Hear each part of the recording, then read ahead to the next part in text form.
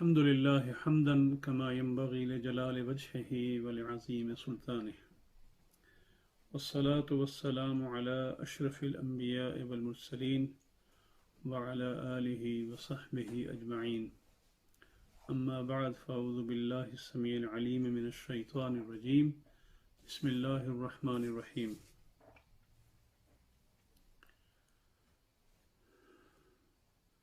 واصبر نفسك مع الذين يدعون ربهم بالغداة والعشي يريدون وجهه.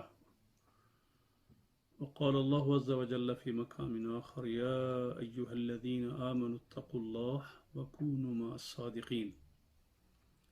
وقال نبينا وحبيبنا صلى الله عليه وآله وصحبه وسلم في حديث: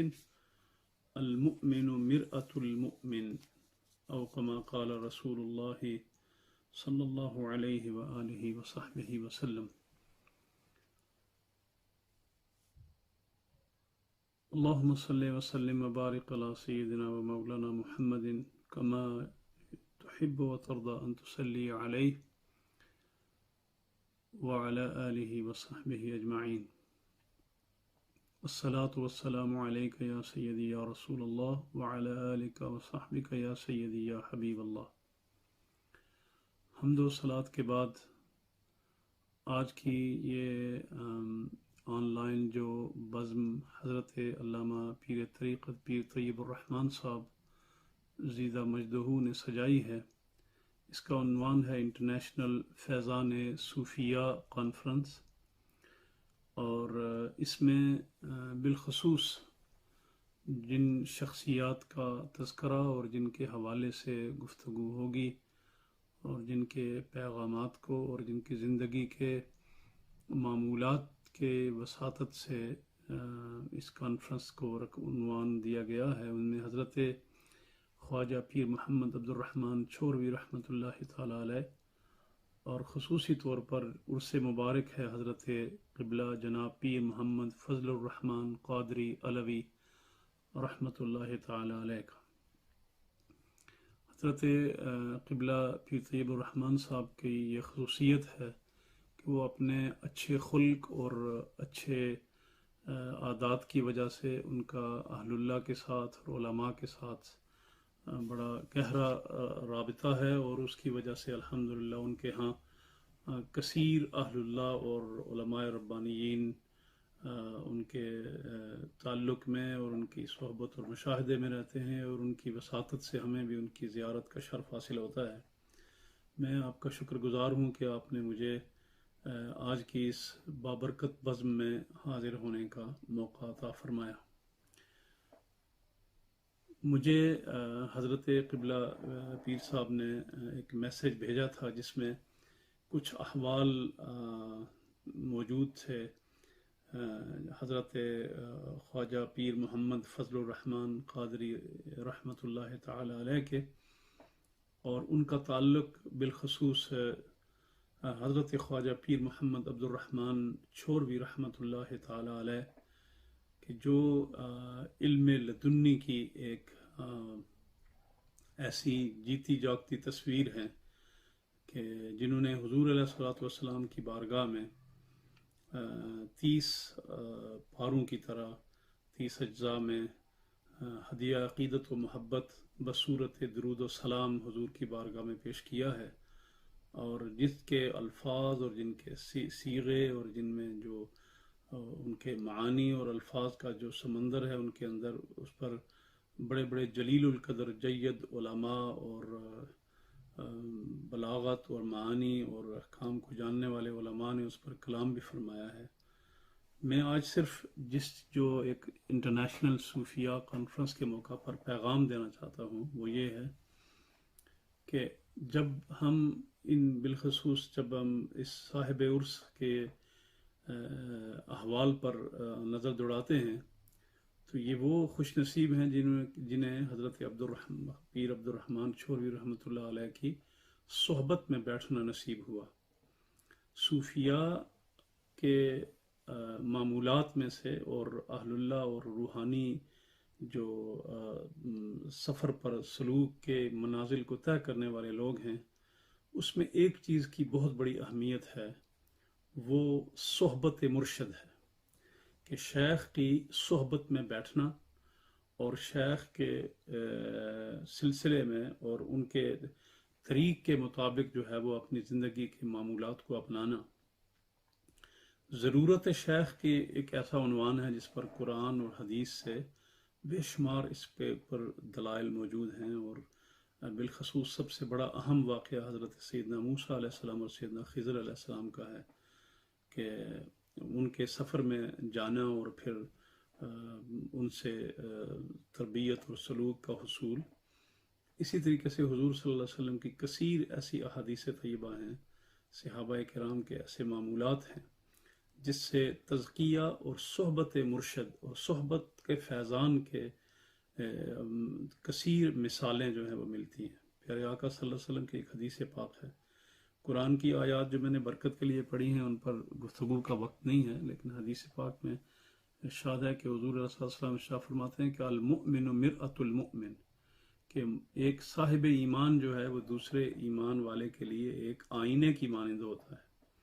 آئینہ اور مرآ کیا ہوتا ہے کہ وہ آپ کی شخصیت کو ریفلیکٹ کرتا ہے۔ اگر آئینہ صحیح ہوگا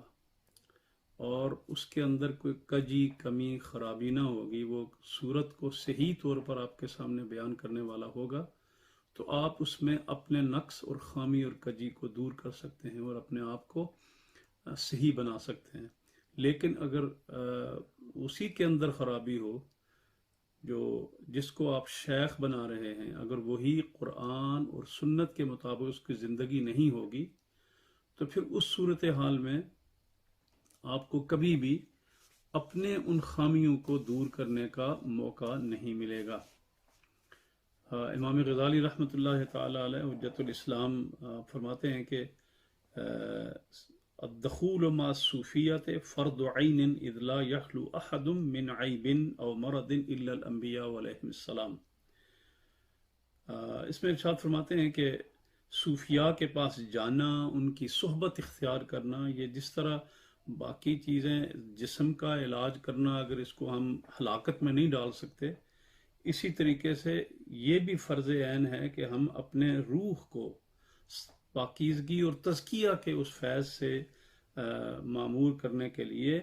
ہم ان علماء ربانیین اور روح کی امراض کے آشنا اور واقفان حال کے پاس جائیں، اس لیے کہ کوئی شخص بھی ان امراض سے خالی نہیں ہوتا، سوائے انبیاء کی ذات معصوم ہے، باقیوں کے لیے ضرور رہنمائی درکار ہوتی ہے۔ اور اس میں وہ خود اپنا تجربہ بیان فرماتے ہیں کہ میں ابتدا میں صالحین کے احوال اور عارفین کے مقامات کا اتنا قائل نہیں تھا، اور بعد ازاں میں نے اپنے شیخ یوسف نساج کی رحمۃ اللہ علیہ کی صحبت اختیار کی، اور وہ مسلسل مجاہدہ کے ساتھ، اسٹرگل کے ساتھ مجھے تربیت کرتے رہے اور میرے تزکیہ میں کی منزل سے گزارتے رہے، یہاں تک کہ اللہ تبارک و تعالیٰ نے میری دل کو بینائی عطا فرمائی، اور اس کا میں نے جو واردات قلبی تھے ان کو لطف اٹھایا، تو کیفیت یہ ہو گئی کہ میں ایک دن عالم رویا میں مجھے دیدار الہی نصیب ہوا، اور اللہ تبارک و تعالیٰ نے مجھ سے فرمایا کہ اے ابو حامد، اپنے ان معمولات اور اشغال کو چھوڑو اور اس قوم کی صحبت اختیار کرو جن کو اس زمین پر میں نے اپنی نظر عنایت کا مرکز بنایا ہے، اور یہ وہ گروہ ہیں جس نے دونوں جہانوں کے بدلے صرف میری محبت خریدی ہے۔ تو میں نے عرض کی کہ اے اللہ، تیری عزت کی قسم، مجھے اس سے قبل حسن ظن کی اس تازگی کی لذت اگر مجھے مل جاتی تو میں اس ذوق سے محروم نہ ہوتا۔ تو امام غزالی رحمۃ اللہ علیہ فرماتے ہیں کہ جب میں نے خواب سے بیدار ہوا اور صبح اپنے شیخ کی خدمت میں حاضر ہوا تو ان کے سامنے جا کے عرض کیا، تو آپ مسکرائے اور فرمایا، یا ابا حامد، ھذہ الواحنا فی البدایہ بل ان صحبتی ستقحل بصیرتک باسم التعید، کہ فرمایا کہ اے امام غزالی،